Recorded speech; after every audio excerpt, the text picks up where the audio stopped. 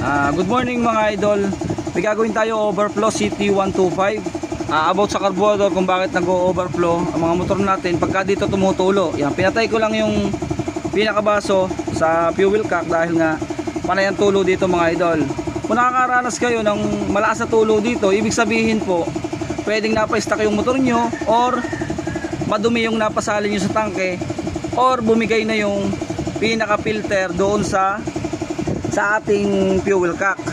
Dahil yung fuel cock po natin, meron din naman siyang filter doon na sumasala para pumunta dito ay linis na yung gasolina. Ang nangyayari kapag nabatangalan po yung ating jet valve, magkakaroon siya ng overflow or hindi na po tamang gauge ng ating floating. Dahil tumutulak pataas, kahit tumulak siya o tumuon, ang nangyayari tumutulo pa rin. Kaya ang gasolina natin umaawas at hindi lumalaro hindi lumulutang yung floating dito hanggang dito yung gasolina. Umaapaw, kaya yung pinaka-ista dito ay lumalampas siya, kaya tumutulo ito na sobra. Ngayon mga idol, lilinisin natin, kakalasin natin para maturo ko sa inyo kung ano yung madumi at huwag kayo mag-a-adjust basta-basta kung sakali po na mag-overflow, dahil wala pong gagalawin sa inyong motor or sa inyong carburetor. Kapag naglinis kayo, huwag nyo pipihitin yung pinaka air mixture dahil yan naman ay naka-timing na ng kasa. Wala namang problema dahil pag pinihit nyo pa yan, kalimitan nagkakaluko-luko pa yung inyong carburetor. Yun lang itip ko sa inyo. Kakalasin natin at lilinisin ko, papakita ko sa inyo kung ano yung overflow sa kanya, kung bakit tumutulo dito sa pinaka overflow hose. Ito na mga idol yung carburetor na sinasabi ko sa inyo kung bakit umu-overflow. Kakalasin natin. Pero ito sinasabi ko na air mixture fuel na wag na natin itong luagan or wag na natin higpitan dahil nakasetting na yan. Kasi wala namang problema itong motor, itong napa-stock na to ay wala naman siyang problema. Kaya dapat iwag na kalasin.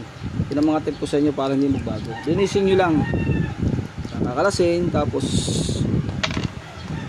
mapakita sa inyo kung alin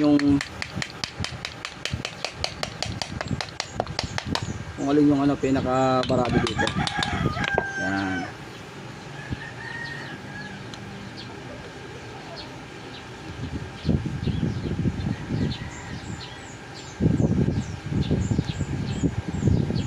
Yan. Ito nyo, latak-latak mga idol, oh. Yan. Ang nagbabara dyan, kalimitan, pag napapa-stock, pag namamaliya, itong dalawang ito, yung slow jet at pinaka main jet. Main jet, slow jet, yan po yung yung nagbabara sa dalawa, yung mga butas niyan. Pero sa overflow, ang papakalman nyo lagi dito pag nag-overflow ito. Yan, tatanggalin yung pin. Tapos ito yung pinaka jet valve. Yan, nakasabit dito yung jet valve dito. Nakaganyan yung jet valve. Tapos ang overflow na sinasabi, yan, may nakabatangal dyan. Kaya ito, kapag tumulo ang gasolina dito, tapos itong pinaka goma tumuon dito, yan, nakaganyan, hawak nyo siyang ganyan, tapos nilagyan nyo ng gasolina dito, anong nangyayari? Kahit nagsasara na yan, pag may nakabatangal pa dyan, bali yung dumi, yun o, kita nyo yung dumi o, napakaliit ng dumi o, yun o, nasa loob, yun, yung mga itim-itim na yun yung bumabatangal dito sa dulo, kaya siya umu-overflow, kumakalang, kaya hindi tumutuon itong goma dun sa pinaka butas. Anong nangyayari? Kahit tumuon ito, kumakalang yung dumi, yun o.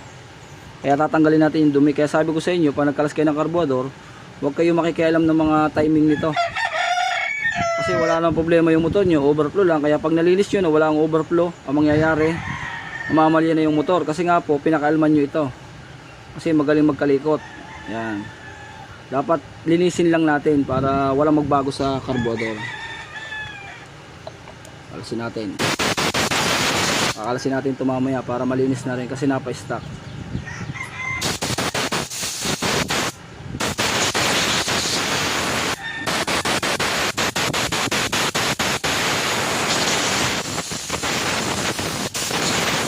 Ayun o, bali tumalsik na yung pinaka dumi, kaya okay na yan, siguradong okay na yan.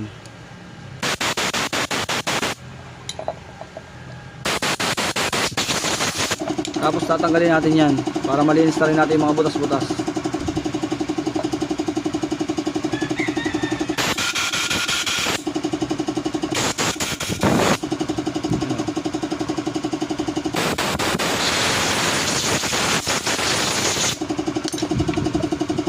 Tapos siguraduhin nyo na may butas to para lampasan siya. Palya.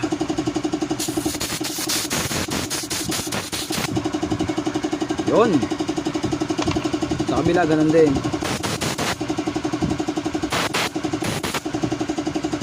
Yun, ayos. Lampasan na.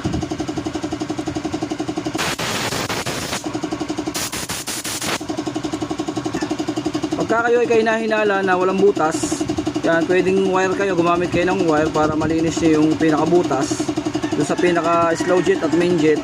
Salaksakin nyo ng ganyang kawad or na kaya yung sa kwardas ng gitara, pwede po yun. Yan. Tapos kapag malinis na, yan, tingnan nyo kung may butas na, hanginan nyo na uli. Yan. Pwede rin kayong gumamit ng panglinis ng mga pang CVT, yung mga nabibili po. Yan, meron din sa pang CVT na carburetor cleaning, pwede rin po yun. Pero kung ano naman, gasolina lang, pwede na. Yung mga idol, ganyan lang. Babalik na natin yung slow jet kasi malinis na yan. Tapos to, yung main jet, yung slow jet, tapos yung ating bulb. Yan. Yan yung bulb jet natin, jet bulb natin. Babalik na natin. Wala nang overflow yan, sigurado na yan. O yan ang mga idol, nakalagay na, nakakabit na yung ating jet bulb. Sinasabi ko po kasi yung jet bulb na yon, pagka yan ay tumulo yung gasolina dito sa lagayang to, pupunta siya doon, tapos papatak siya dito sa loob, po-floating itong pinaka-floating natin. Yan, pag pumloating siya, gaganyan siya, tataas na siyang bigla, magsasarado na yung pinaka jet bulb. Ngayon wala na siyang overflow. Nangyayari kasi pag nakasaradong ganyan, pag lumutang itong pinaka-floating dun sa floating natin dito sa pinaka ano nang ito, bowl, ang tawag dito bowl, floating bowl. Nakatuon ito, ang nangyayari, may nakakalang doon, tumutulo pa rin at lumalampas dito sa pinakatubo na to. Yan. O, sige mga idol, ayos na, lilinisin ko na lang ito, tapos kakabit ko na. Yun lang po mga idol, maraming salamat at God bless po. Sana po may natutunan naman kayo about sa overflow. Huwag mag-a-adjust basta-basta ng mga ganitong air mixture kapag naglinis ng carburetor, kasi wala namang problema, lalo nagkakaluko-luko po ang mga motor nyo. Okay mga idol, God bless po.